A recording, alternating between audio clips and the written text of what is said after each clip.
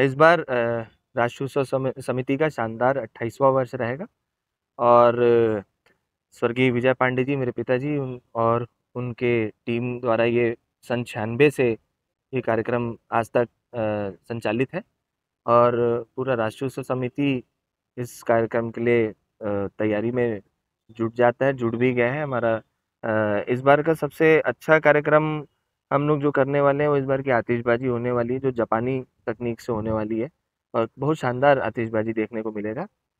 और दिल्ली की साधोदा बैंड का शानदार प्रस्तुति होगा। बहुत बहुचर्चित बैंड है और भजनों से पूरा महफिल बनेगा उस दिन और बहुत शानदार रावण दहन का कार्यक्रम होने वाला है।